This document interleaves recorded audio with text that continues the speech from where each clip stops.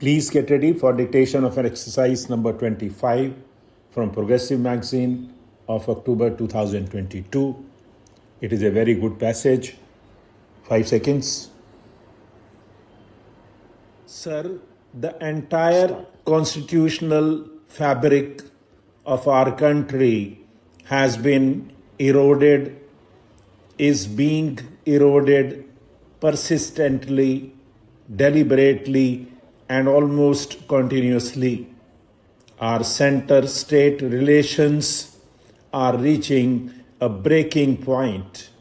I would appeal to the Treasury benches, ponder over them, find out what is wrong. Look to the legitimate grievances of the various sections. It is no use debunking regionalism and crying out against it or saying that it is anti-national, subversive, or wrong for the country. Go into the reason as to why it is happening and why it is rising and why these demands are being made.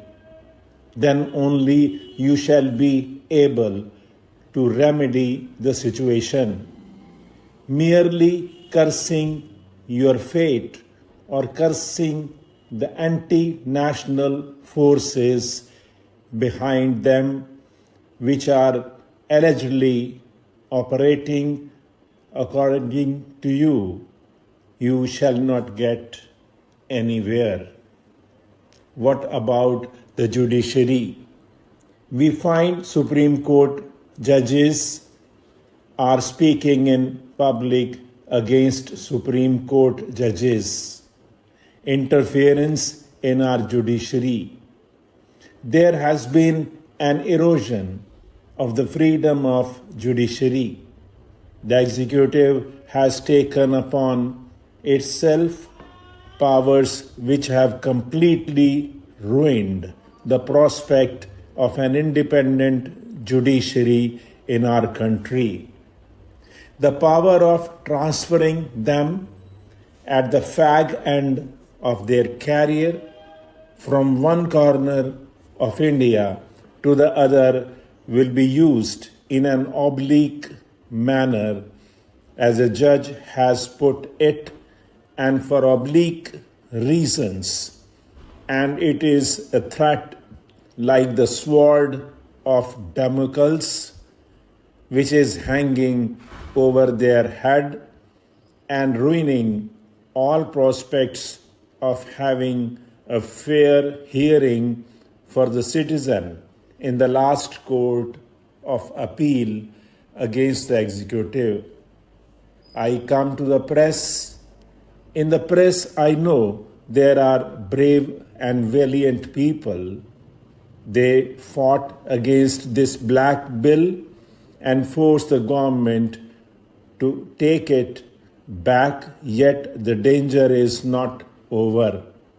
Government media is being misused deliberately to build up the party as well as personalities, and those who dare to criticize the government are shunted out.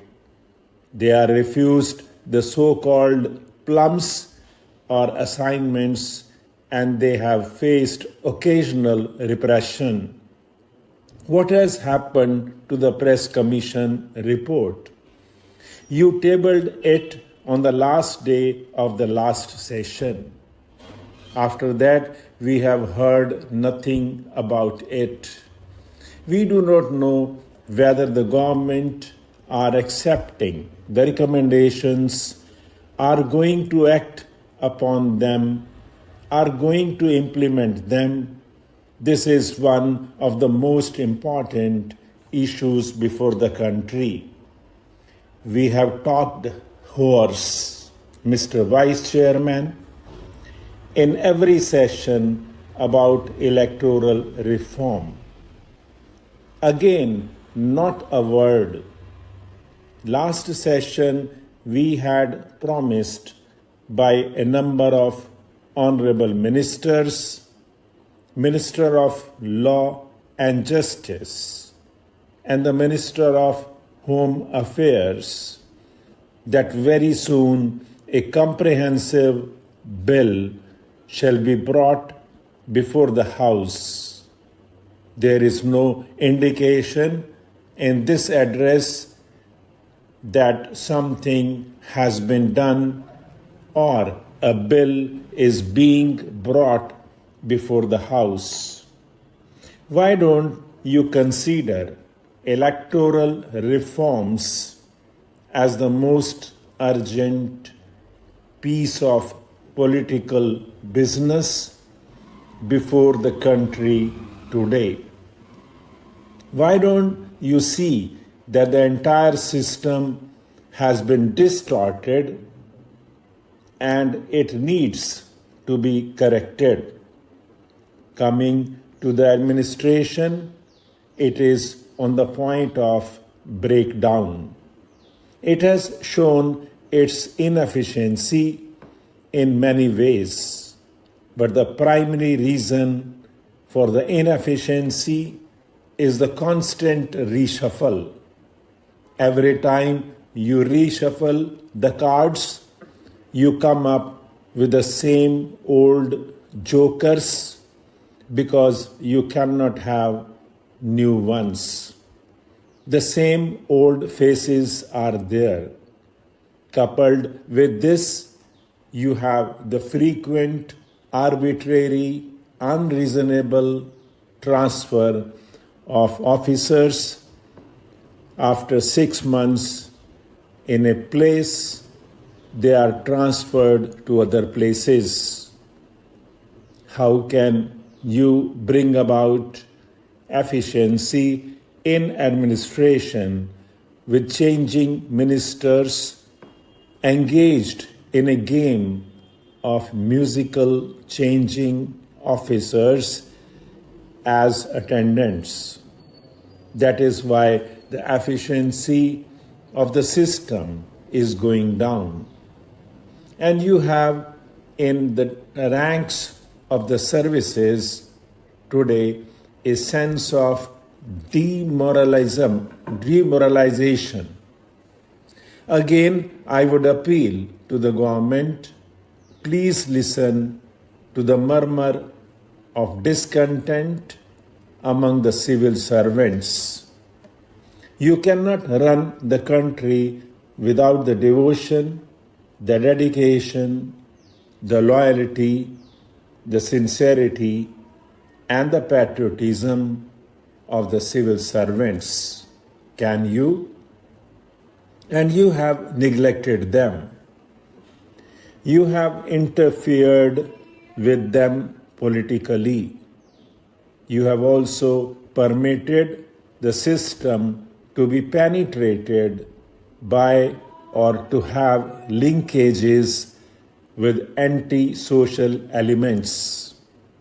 Look at any government machinery. Telephones do not function. Railways do not function. Not a single service functions. You call the police. They do not even turn up.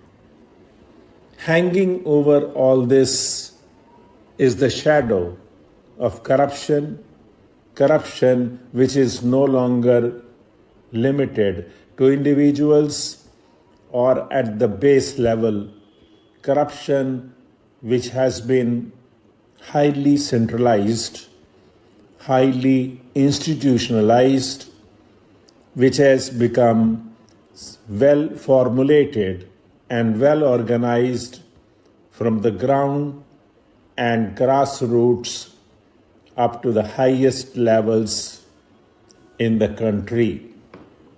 The system is built on corruption. And when the government says, now we shall fight corruption, I dare say they will not.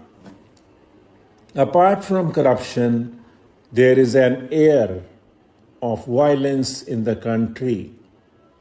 I am not talking only about the violence which is the normal concomitant of human society. I am talking about state violence. Stop.